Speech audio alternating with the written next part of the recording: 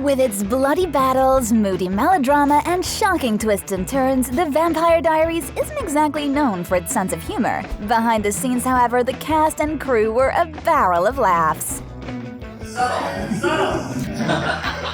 For example, did you know that Candace King was a prankster on the set?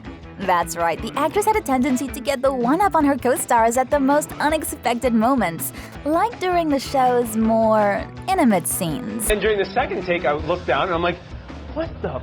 It was like Ian was staring at me. It was the weirdest thing, and he was like, oh my God. Paul Wesley wasn't the only person who found himself on the receiving end of one of Candace's raunchy pranks, either. In one of her naughty scenes with Michael Trevino, Candace put a banana down her pants because she wanted to freak him out. But Michael was too much of a gentleman to say anything and acted like a professional for the duration of the scene. Candace couldn't believe it.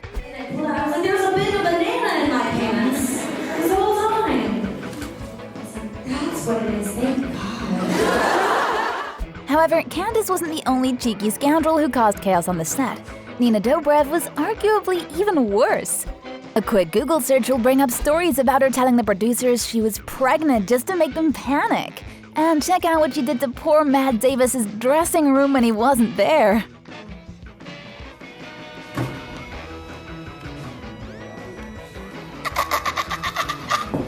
There's no denying that Nina's colorful decorating improved the room. Who doesn't love pink unicorns? But she was also a rapscallion who only did it to mess with him, and that's quite mean. Unsurprisingly, Nina's colleagues didn't let her off the hook that easily. During her final day in season 6, they decided to get their revenge on their tormentor. It was only a matter of time until she got her just desserts.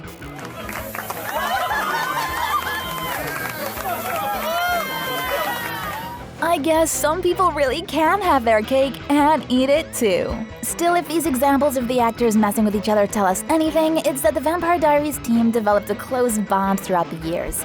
But what were they like during the early stages of the show's development? Most of them were still rookies with big dreams. I'm sorry, were you going somewhere? Yeah, I was just heading to see some friends, but did you want to come? Landing a role in a TV show that's based on a massively popular book series is a goal for most actors. Of course, in order to get the gig, they must audition first, and this means proving that they're a better fit for the role than the thousands of other talented people they're competing against. As such, an actor must become the character they're playing, and in order to do that, the first step is to read the books and get a basic understanding of the personas they'll be portraying on the screen. That's how most of the Vampire Diaries cast went about the process as well.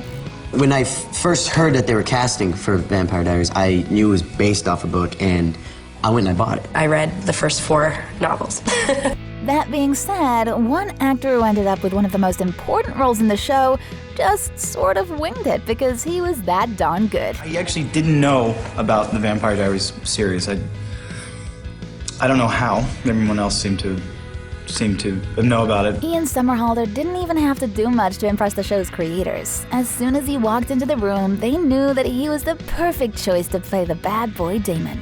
And it's easy to see why everyone was so captivated by him from the get-go. As you'll see, he just oozed this irresistible charm and mischievousness that made his character such a hit with the viewers. I could ask you the very same question, but I'm fairly certain that your answer could be summed up in one little word. If you thought Ian seemed like a bad boy there, wait until you get a load of him stripping down to show off his elephant trunk. More on that later, though. That being said, the other cast members weren't exactly above the lowbrow humor either, nor were they above making jokes at each other's expense during botched takes. Look at all these familiar names. Sheriff William Forbes. Gonorrhea. Paul Wesley even passed on some of his saliva to Nina Dobrev, albeit not in the way you're thinking. I'm drooling. I'm sorry. You're not at all. I'm sorry. Keep it together, Paul. You have drool on your face. Then again, getting gross bodily fluids over your co-star probably isn't as embarrassing as falling down in front of them. Unfortunately for Nina, she just couldn't keep her balance during a scene that required her to wear a very fancy dress. Somehow I think that you play rougher. Leaders against... Or when she fell up the stairs. And tell me she didn't just jump into a wall. 3, 2, 1, go. Go.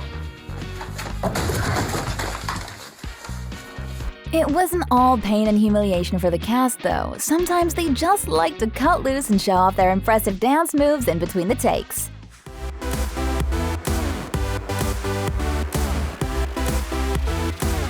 Nina was probably the biggest klutz on the set of The Vampire Diaries, but Ian was arguably the most not safe for work member of the group. Most fans will remember the Season 3 episode of Vampire Diaries in which Elena walks in on Damon in his birthday suit. You might remember her stunned reaction, too. Oh! You heard me. Did you see that look of shock on Elena's face? That wasn't acting on Nina Dobrev's part. She really did see Ian Somerhalder with it all hanging out, along with some elephant ears taped to his thighs. Use your imaginations, then get those minds out of the gutter, people. Oh, you're so sweet. The pair were a couple in the past, which probably made the prank more acceptable. Still, that was a bold stunt that must have turned some heads. Anyway, there aren't any clips of this stunt online, but Ian did recall the experience during a panel discussion. And when Nina turned around, all she could see was me, completely naked, with elephant ears, and a very small trunk. That being said, there's no denying that Ian and Nina had some amazing chemistry on the screen. Perhaps that's because he was all for messing up takes that involved them playing tonsil tennis with each other. You guys can mess up all day, I'm cool with it. Ian didn't mind screwing up the takes with his male co-stars either. Mason Lockwood. I don't think we've met. Oh, sure. Hey, Ian. We've now established that Ian was a tad risque. Damon and Stefan's relationship had some ups and downs, but the actors who played them are besties in real life. When a man loves a woman,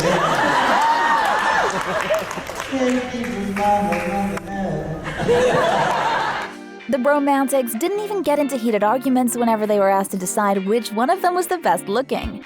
In fact, Ian even admitted that he thought his buddy had the better body.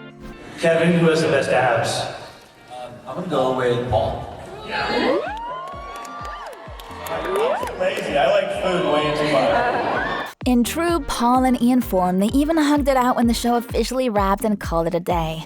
Good luck watching this behind-the-scenes moment without bawling your eyes out like a baby.